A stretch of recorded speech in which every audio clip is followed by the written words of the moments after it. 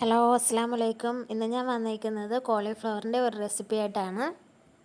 ഇതിപ്പോൾ 2 മിനിറ്റ് വേവിച്ചെടുത്ത് മാറ്റി വെച്ചേക്കുന്ന കോളിഫ്ലവറാണ്. ഇത് ഉണ്ടാക്കുന്നത് എങ്ങനെയാണെന്ന് നോക്കാം. അതിനായിട്ട് നമുക്ക് ആദ്യമായിട്ട് വേണ്ടത് കോളിഫ്ലവറാണ്. കോളിഫ്ലവർ ഈ ഒരു വലിപ്പത്തിൽ നമ്മൾ കട്ട് ചെയ്തെടുക്കേണ്ടതുണ്ട് കേട്ടോ.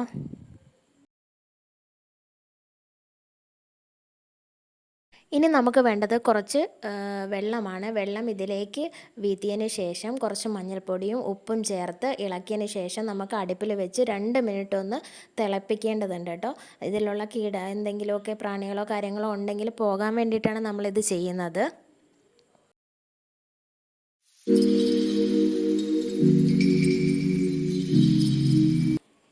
ഇനി തിളപ്പിച്ച വെള്ളം ഊറ്റിക്കളഞ്ഞതിന് ശേഷം കോളിഫ്ലവർ ഒന്ന് മാറ്റി വയ്ക്കുക. അടുത്തായിട്ട് നമുക്ക് വേണ്ടത് ഒരു ബൗളിൽ കുറച്ച് മൈദാമാവ്, അത് ആവശ്യത്തിനുള്ള ഉപ്പ്, ആവശ്യത്തിനുള്ള മഞ്ഞൾപ്പൊടി, മുളക് പൊടി, ഗരം മസാല എന്നിവ ഇട്ടതിന് ശേഷം നമുക്കൊന്ന് ഈ ഒരു മിക്സ് നന്നായിട്ടൊന്ന് മിക്സ് ചെയ്യേണ്ടതുണ്ട് കേട്ടോ.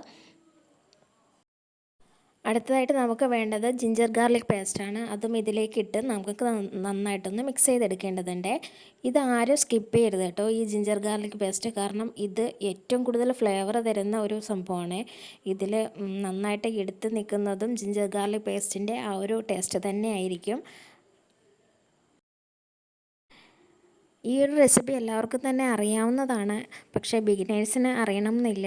അവർക്കൊന്ന് ഉപകാരപ്പെടുവാണെങ്കിൽ ഉപകാരപ്പെട്ടോട്ടെ എന്ന് കരുതിയിട്ടാണ് ഈ വീഡിയോ ചെയ്യുന്നത് കേട്ടോ.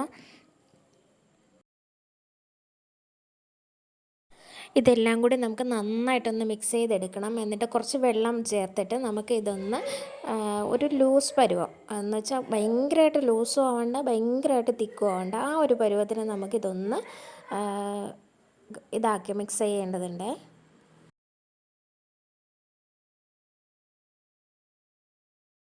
കൈവച്ച് കുഴയ്ക്കുന്നവർക്ക് കൈവച്ച് തന്നെ മിക്സ് ചെയ്യാം കേട്ടോ. എനിക്ക് കൈവച്ച് ചില സമയത്ത് നന്നായിട്ട് എരിയും, കൈയൊക്കെ നന്നായിട്ട് എരിഞ്ഞിട്ട് പിന്നെ നിൽക്കാൻ പറ്റത്തില്ല. അങ്ങനെ ഒരു ഇതായി പോകും. അതുകൊണ്ടാണ് ഞാൻ സ്പൂൺ വെച്ച് ഒന്ന് മിക്സ് ചെയ്യുന്നത്. കൈവച്ച് കുഴയ്ക്കുന്നവർക്ക് കൈവച്ചും കുഴയ്ക്കാം. അത് കുറച്ചുകൂടി ഒന്ന് ഈസി ആയിരിക്കും. പെട്ടെന്ന് ഉടഞ്ഞ് കിട്ടാനൊക്കെ ഒന്ന് ബെറ്റർ ആയിരിക്കും.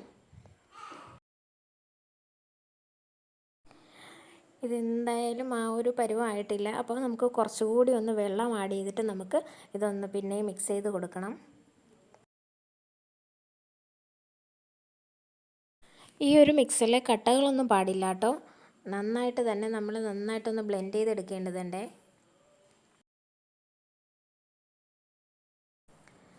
ഇത് ഏതാണ്ട് റെഡിയായി കഴിഞ്ഞു കേട്ടോ. ഈ ഒരു കൺസിസ്റ്റൻസിയിലാണ് നമുക്ക് ഈ ഒരു ബാറ്റർ കിട്ടേണ്ടത്. എന്നാലാണ് നമുക്ക് കോളിഫ്ലവർ ഇതിനകത്ത് ഇട്ട് നമുക്കൊന്ന് മിക്സ് ചെയ്യുമ്പോഴത്തേക്കും ഒലിച്ച് പോകാണ്ട് അതിൽ തന്നെ കോളിഫ്ലവറിൽ ഈ ഒരു ബാറ്റർ പിടിക്കാനായിട്ട് പറ്റുള്ളൂ.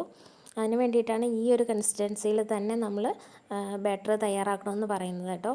വെള്ളം കൂടിപ്പോയാൽ കുറച്ചുകൂടി നമുക്ക് മൈദ മാവിട്ട് നമുക്ക് കുറച്ചുകൂടി ഒന്ന് മിക്സ് ചെയ്ത് കൊടുത്താൽ മതിയാവും കേട്ടോ. ഇതേ കണ്ടോ, പെട്ടെന്ന് വീഴുന്നുമില്ല എന്നാൽ വീഴുന്നുമുണ്ട്, ആ ഒരു പരുവം. മനസ്സിലായല്ലോ അല്ലേ?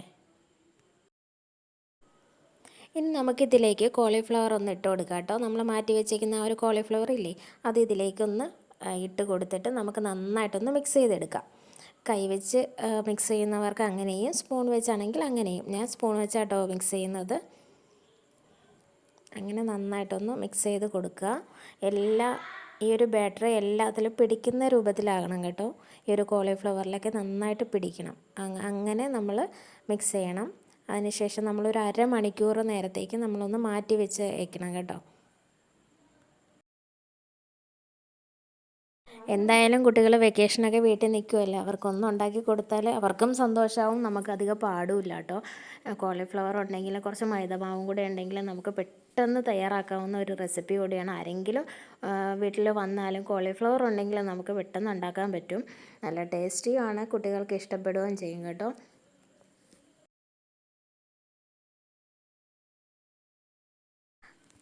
ഇതുപോലെ എല്ലാത്തിലും ഒന്ന് നന്നായിട്ട് ഇളക്കി യോജിപ്പിച്ചെടുക്കുക. ഇപ്പോൾ തന്നെ എല്ലാത്തിലും പിടിച്ചിട്ടുണ്ട് കേട്ടോ.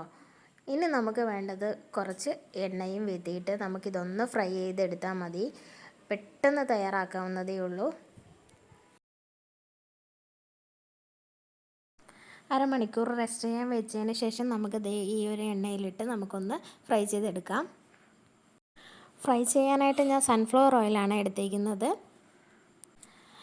അപ്പോഴും നമ്മുടെ 4 മണി പലഹാരം റെഡി ആയിട്ടുണ്ട്. ഈ ഒരു റെസിപ്പി നിങ്ങൾക്ക് ഇഷ്ടമായെങ്കിൽ നിങ്ങളൊന്ന് ട്രൈ ചെയ്ത് നോക്കണം. എന്നിട്ട് ഫീഡ്ബാക്ക് അറിയിക്കാൻ മറക്കരുത്. അപ്പോൾ അടുത്ത വീഡിയോയിൽ കാണാം. അസ്സലാമു അലൈക്കും.